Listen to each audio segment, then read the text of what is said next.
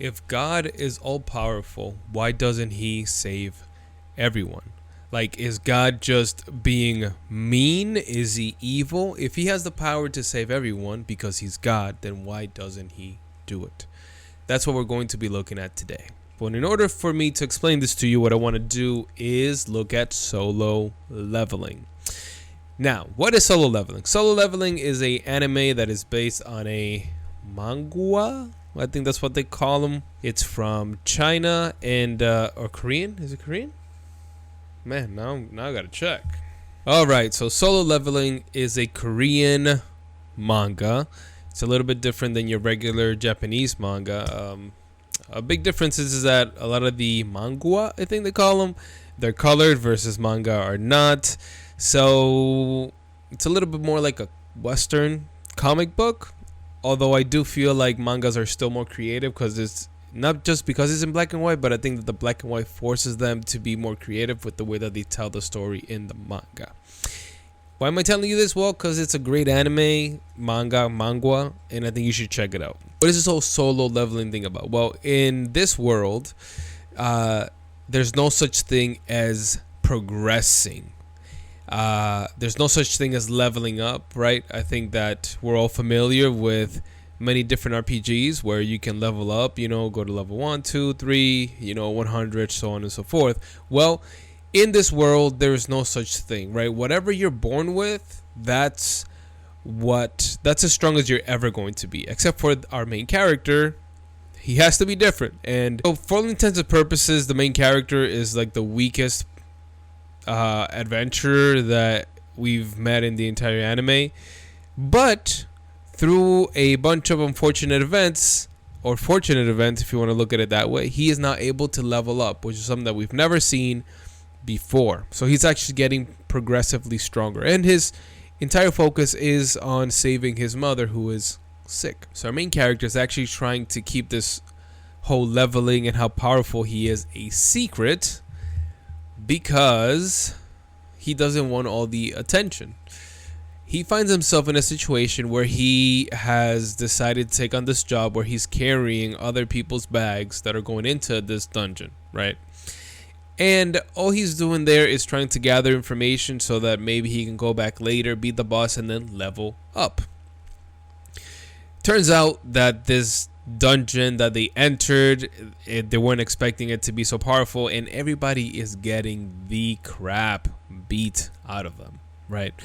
And he's not necessarily intervening because really in this world, the people that identify and enter the dungeon are the ones that kind of own it, because these dungeons have a bunch of different items and different elements that you can collect that are actually very valuable, and they can earn you a lot of money. So you don't want to necessarily intervene in somebody else's dungeon because, one, you're helping a potential competitor, but two, they may get mad at you because you are interfering with whatever they're doing. So when all of these guys get attacked by these red hulks, basically, Jing-Woo, who's the main character, doesn't do much, right? He helps them out at the beginning, but he is treading lightly. He doesn't want to cause any trouble. And then it gets to the point where if he does not intervene, everyone's gonna die. And it is at this point that instead of just jumping in like a regular hero would and just saving people without them asking, he actually approaches the leader of the group and he tells them, "Hey, I can beat these guys. Do you want me to do that for you?" He asks for his permission.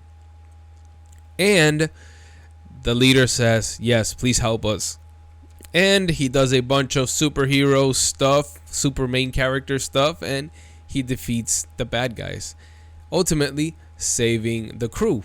So what I want to focus on is the fact that Jin-Woo does not intervene until they actually ask for help, because he is not the owner of the dungeon, right? It's kind of like Luffy, for example. A lot of the times when he helps characters that are in need, he waits for them to actually ask for help. He wants them to recognize that not that they need his help, but that they need help in order for him to help them. He doesn't just force himself and his help upon people. A lot of the times you're going to see that in his interactions in one way or another, people are asking him for help, and then he is jumping in and playing the hero. So because God created humans that have free will and now robots, he cannot save everyone. Why? Because he does not interfere in our free will, our free choice to choose to have a relationship with him. Remember, at the end of the day,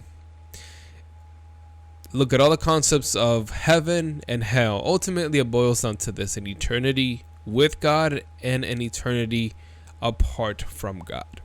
God is not going to force you to spend eternity with him when you don't want to. And that's why it requires a choice of you choosing to want to have that relationship with God. And once you do choose this, then God is more than willing to help you. Now, is God just sitting there and not doing anything? Is he just simply waiting for you to go to hell? No. Number one, if that was the case, he would have not sent his son, Jesus, to save us. Number one. Two, he has agents that are bringing the truth and pleading to people, and that takes the form of other Christians that are out there spreading the gospel. So even though God will not force you, because he wants to have a relationship with you, he does send and has a means for you to have this relationship with him. So is God just being mean? No. Is God being unjust? No. God simply gave you a choice, and you're free to make your choice. Either be with him for eternity or don't. Let me know what you think in the comments, and as always, just want to remind you that we must persevere. Peace.